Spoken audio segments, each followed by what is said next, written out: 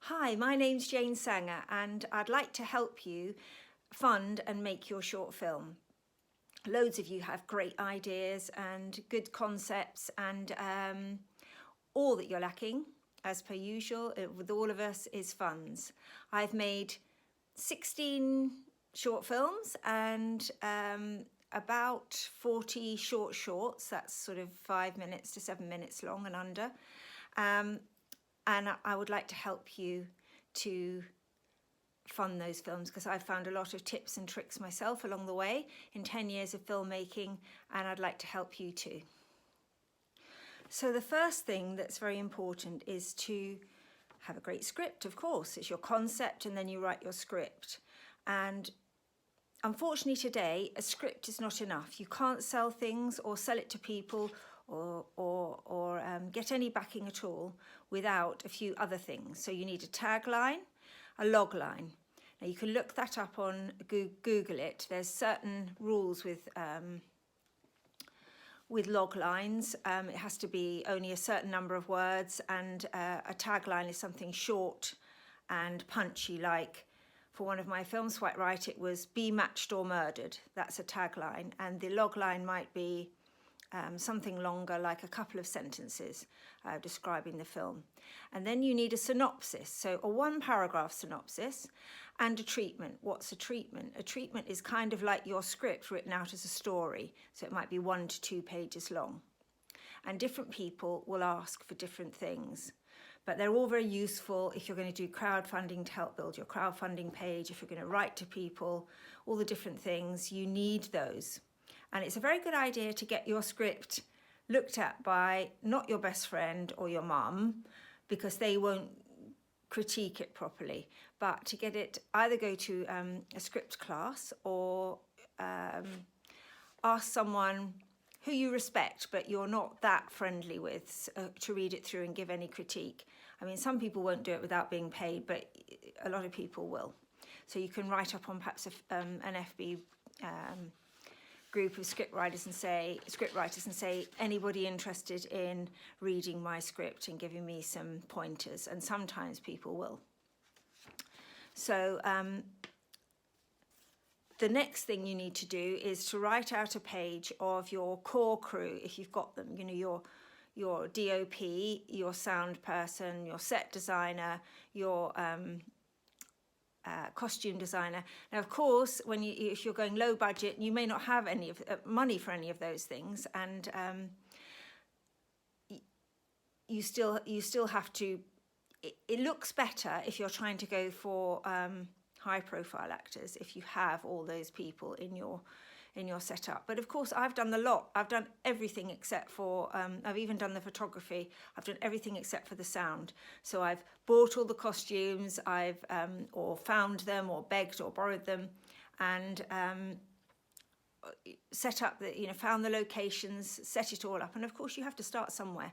So that might be how you start. It's good to have a website or Facebook page so that you can refer people to it. It's very easy to set up a Facebook page. Websites obviously cost money, so it's easier to do that, or a Twitter page or an Instagram page, any of those things. It's good also to have a top sheet budget. That is just something written out on an A4 sheet on Word. So you put director and producer, how many days the shoot is going to be for your film, and the wage or the price or the fee that you're going to pay for the DOP, the cameraman or DOP, the sound, the set designer. Don't forget to put in food, travel, insurance, and professionally people put in a 10% contingency fee. The reason for that is that there's always things that you didn't think of and that you have to pay for all of a sudden, and it's quite annoying if you haven't got any money left. The other thing to put in there is to put a small amount for festival entrance. the other thing, if you're going to have anything with a budget over 5,000, perhaps 10 or 15,000, and those might not be for first time people, but 10, 15, I've done a short film for 45,000 and I've raised money between 2,000 and 45,000 for various films. So the point of setting up a limited company is that you can then claim film tax credit, which is 20% of your allowable expenditure, or 25% overall, but so many things are disallowed that it comes down to 20%. These are your basics, and you can't start raising money or trying to raise money until you have all those in place. There are around 14 or 15 ways to raise money, and the very first port of call is friends and family. Now, this works really well if you're young, if you've just come from college, university, or you're perhaps under 30, perhaps changing a career when you're still quite young, because everybody will kind of chip in. You know, you can say to auntie, grandma, your friends, hey, look, I want to become a filmmaker and I've got this great idea together, and would you back me? Would you give me any money? And you'll find that a lot do, and that's how it works. But when you're older, like me, when you say to friends, would you like to help me in my crowdfund? They go, what's a crowdfund? Or secretly in their heads, I know they're thinking, well, why should I give any money to her? She's already got a nice house or a nice car, or she's got a nice standard of living. She should pay for it herself. And that's how older people think. So you can't get around that, because they don't see it.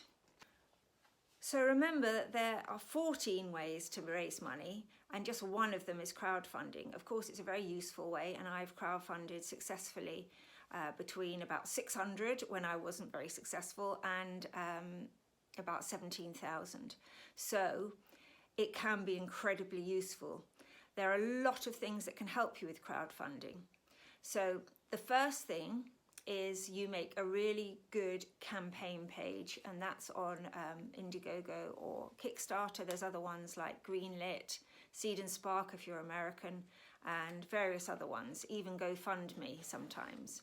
So the campaign page is very important to have a good introductory video. Now, I've just done ones with every member of my chosen crew or cast, saying a little bit about themselves, very, very short, and just saying, what they like about doing this particular film. And then this apparently increases your money by about 50%. The next thing that's important is to have associate producers who are helping you. So you can advertise for these and say, would you like to help me crowdfund? In exchange, I'll give you a credit on the film, and perhaps if you raise enough, a small job on one or more of the days of your shoot. So people are getting experience, and they also get a credit by being on a successful crowdfund. Now, the ideal situation would be that for an associate, for every bit of money that you want to raise, so let's say it's 10,000, per 1,000 you have an associate producer, and count yourself as one of them. So for 10,000 you might try to get 10 associate producers from all walks of life. Try to get different ethnicities, different ages, and they in turn write an email and message on Facebook or email their friends and try to encourage them to get involved with the campaign. So you need to start your campaign at least 2 or 3 months before you want to launch it, because during that time you have to build up on social media everything about your film. So you say, oh, we've cast so-and-so, oh, we've got this location, oh, it's all very exciting, and you build up the momentum with the general public about your film. The associate producers do that too, and that you give them a contract so they know what they get. So what I do is I say, if you raise 1,000, you get associate producer. If you raise a 500, you get production assistant or something like that, so that it's going down and it encourages them to raise that amount of money.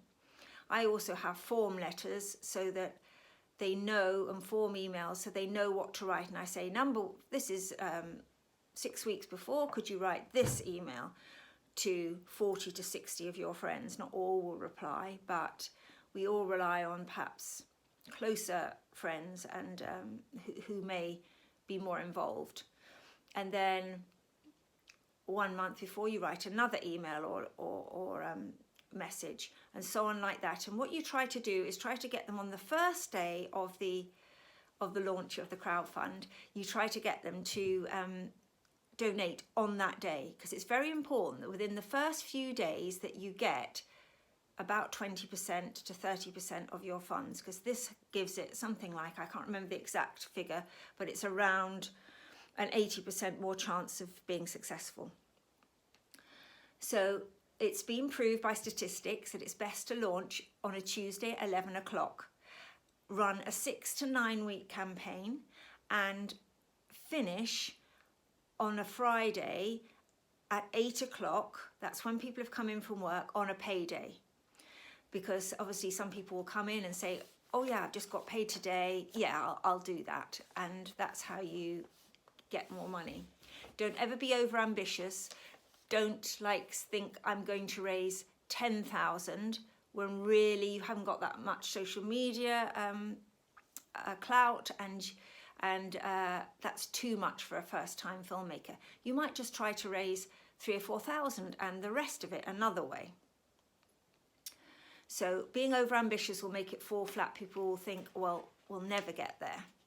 Now, the other thing that's a little bit tricky, and I was taught by someone else, and it is very difficult, is to decide whether to go all or nothing. Now, the reason that you go all or nothing, or you just take whatever people give, is because when you have all or nothing, and perhaps you've got a target of 10,000, but you've only got to 8, and then you push out in the last week saying, well, unless we get to 10,000, we're going to lose it all. Then people think, oh my gosh, I want to help them. And perhaps they were sitting back thinking, oh, shall I, shan't I? And then all of a sudden they come forward and you reach your target. But it's very scary. And it's very good to have somebody in the wings who perhaps has said to you, yeah, I would like to donate, but just hold them back so you can kind of let them loose on the last day. It's very important to have good perks, and the perks should appeal to all people in society. So I often do too many that are connected with filming, like offering a show reel at a reduced price, or headshots or something like that. But try and do things like perhaps beauty hampers, or a trip to the theatre, or something like that everyone can enjoy, and people do still like, though it's considered not very exciting to have signed posters, t-shirts, mugs, things like that. But, you know, they still work to some degree, and people like to see that they got something for their money. Now, actually, perks, you're not obliged to give a perk. It's not a shopping list, but obviously every decent filmmaker tries to fulfill all their perks. Number 3 is pay for it yourself. People forget that. Why should you ask other people to fund your film when perhaps it would be best if you took an evening job and saved up, or took a loan and raised the money yourself? Number 4 is trading up. I've never done this, but I'm fascinated by it. A lot of people have done this, not necessarily for a film, but perhaps to get a house or a deposit on a house. So you start with, they started, some of these people, with a bobby pin, they call it in America. So you sell that, you buy something else, you sell that, and you keep doubling up. And eventually, I think it's taken them about a year, you have the money that you wanted. And it takes some tenacity, some perseverance, but, you know, you gradually, I don't know what you go to, a book, a bike, you know, etc., etc. Not that big jump between a book and a bike, but that is also another way of raising money for films. Number 5, grants and competitions. You'll see here there's a list of some of the competitions and the grants that are available. There's a comprehensive list sent monthly if you email them filmdaily.tv. And for instance, the Pears Fund is just for Jewish subjects. There's different ones for Christian. There's different funds for different things, and there's new ones that come up every year, like there's an Irish one at the moment where you have to set the whole of your film in a certain Irish county, and then you have to film it there as well, but there's €10,000 on offer for that film. So it depends if you can adapt your story to different locations and slightly alter it, and how much you want to make that film. Charities. We often imagine that charities are very wealthy, but they're not, because they're trying to raise money in order to help the people or the issue that they care about. Sometimes they will help you with shout outs on their social media pages, which is really helpful, or they'll endorse you, but they rarely give money. The way to get money is usually to go to smaller charities. So if your film is about an issue, for instance, I'm just pulling this out of the hat, but multiple sclerosis or blindness or something like that, you may find that smaller charities where the subject matter is touching the hearts of a smaller amount of people, that you may get them to fund you, and I have done that once.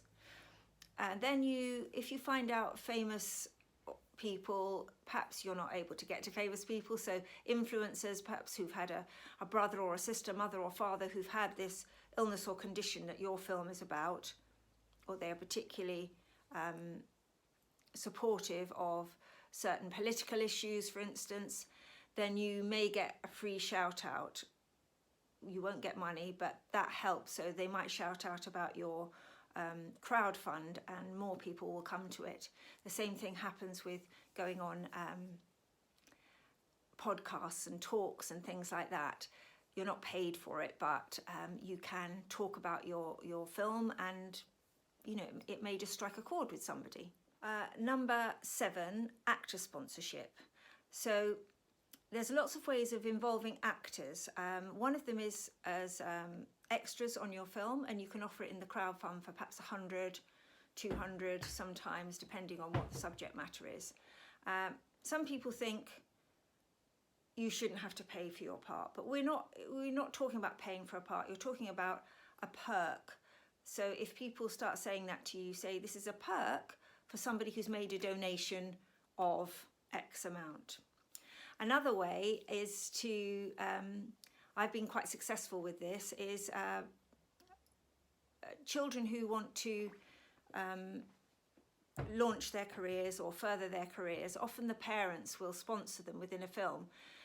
And the same happens with partners. Sometimes somebody's doing a change of career and their partner wants to help them and get them in a couple of short films to start their CV off. Now, it's very good to audition them first, because you can't take money over talent, because it can just ruin your whole short film. But it's a great way to get some extra money, and sometimes people will sponsor the whole film or the vast part of it in order for their partner or child to be given a part. So that is a great way of funding your film. It's also very important when you do that to write a contract, so that the person donating the money realises on a short film that there's no monetary return, and also that they have no creative say. You also do not want them on set, so you have to put that very politely with closed sets, because they start kind of interfering in the creative process, and so that all must be made clear in the contract. And you can say, which is what I say, is that it's an experience. It will go on their CV. They will be credited in the film, obviously, and I will try, but there's no guarantee to put them in for Best Actor, Actress awards, and I have done that on several occasions, and also got them their awards. But that's another story. But it's just a way of, you know, they think they've got something for their money when they win something. I mean, when I didn't win, I think I was a nominee for an award in America, and they didn't pay for the flight, but they paid for a hotel accommodation, going to the gala dinner, and at the film festival, and you know, if you wanted to go on various of the courses that were there. So that was quite a nice prize, and I couldn't go, so I offered that to the person who had sponsored their child in one of my films. So they thought they were perhaps, you know, getting good value for money. Getting some help with product location is also very helpful. I write out a list with saying 2 seconds in the film is this much, you know, 4 seconds. It's not long. So they can't expect to be, you know, throughout the whole film. You can have ride-bys, so you ride by a certain cafe and you mention them then in the credits and they pay for that, or another type of business. Somebody once offered me suitcases. They wanted to promote their suitcases. So that actually suited, but don't take anything just for the sake of it. So, you know, I don't know, you don't want something, some horrible food or something like that they've got to eat where everybody, I don't know, just doesn't like it. So you have to be careful, but it is a useful way of getting a little extra money, and you give them a credit at the end of the film, and you also give them a big social media shout out. Now, the other point of having the associate producers is that your social media reach is much bigger. So supposing I have 1,000 Facebook followers, each of my 8, 9, 7, 6, whatever associate producers have also got to have some sort of, that's what you check at the very beginning, some sort of presence on social media. Twitter, Facebook, Instagram are the important ones. TikTok can be good now as well. I don't do TikTok, but one of my actresses in Swipe Right has got 400,000 followers on TikTok.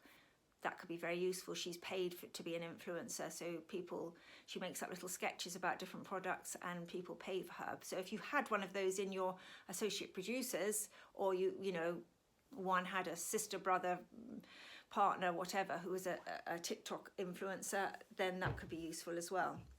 So locations, you have to beg, borrow, steal in order to save money, because if you go through an agency, most locations are 1,000 to 2,000 and upwards a day. That's a big chunk of your budget. So you have to learn to ask and do some guerrilla filming, you know, on the streets of London. You're not supposed to use a tripod, but you have to quickly do things and then put it all away. I'm not suggesting that you know, do anything that's illegal really, but we all have to be kind of creative when we're thinking about how to use locations. So you might have a friend's house that you could use, or you adapt your film so that you know that it could be done in your own back garden or your own house, something like that. So obviously that saves you money, because even to film in, say, woodland or something like that can cost you 500 for the day. And then what about the toilets? What about the food, etc., etc.? You've got to think of everything. Number 9 is props and costumes. Again, this is a beg, borrow, ask everybody, ask the actor or actress if they have the correct clothes, ask to borrow things, and props the same, which leads me on very nicely to number 10, crowdsourcing. Number 10, crowdsourcing. Crowdsourcing is different to crowdfunding. Crowdsourcing is asking your social media friends if they have any of the things that you need. You can also put a special section in your crowdfunding campaign asking for crowdsourcing, saying perhaps you haven't got money to give, but would you be able to, and then list things. So I've done things like, if I buy the cloth, would you be able to make me the costume, which cuts down on your costs, free or for a very reduced cost. You can say, I haven't got a particular clock, for instance. I'm just making these things up, but a particular clock. Have you got one? Would you be prepared to lend it? you have to put where you're going to shoot. So obviously somebody in Scotland, it's not going to be very good for somebody on the south coast like Brighton offering to give them a particular candlestick or something like that. If they have to send it by post, then you have to be prepared to reimburse them for the postage. But it's a great way of crowdsourcing, of getting people involved, and you offer them a thank you on the credits, and people will give certain things. Sometimes people even give equipment for lights or sound equipment or things like that, as well as props, costumes, locations. It's all about asking. Number 11 is if you're a little bit more established, you can run a competition or a raffle. So the competitions can be things like monologue competitions, where there's an entry fee, and you say right from the beginning, I'm taking 50% to go towards the film, and the other 50% will be divided between the winners of each category.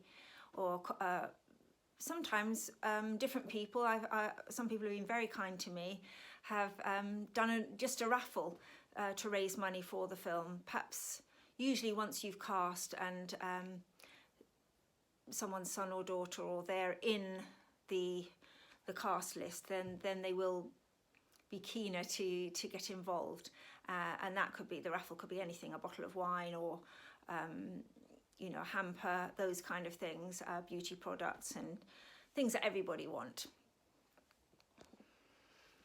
It's not good for the first film you ever do, but if you win a competition with one of your previous films, then you can use that money to make the next film. And here's a list of some of the competitions. I think I mentioned before that a film tax credit is something you write to the BFI first of all, with various things that you have to do, which include doing your budget, saying where everybody came, they have to be British, your location has to be majority British, not all, and your story has to have an impact on the UK. And you send your budget and your actual film, a sworn statement by a solicitor to say that you're telling the truth, and your accountant has to sign a statement to say that your budget is one that is truthful. And that's why you run it through a limited company, because then it can all be checked. Now, the advantage of this is that after you get your certificate back from the BFI, you send it into the tax office, the HMRC, and they will send you a lovely cheque in the post, which is about 20% of your costs. Now, this is only worth doing. I'm very lucky, my husband's an accountant, so I don't have to pay, but you might have to pay £1,000 perhaps to the accountant to do all that work. The solicitor signing an oath type of thing, I think, is something like 20 quid or something, might be more. So it's no good if you have a £5,000 film and you get £1,000 back, 20%, and you have to pay all that to the accountant. It's not worth it. So you really need to only do that for films above 10,000, I would say. But again, it's up to you. £300 back might be worth it. So perhaps a £7,000 or £8,000 film would be useful.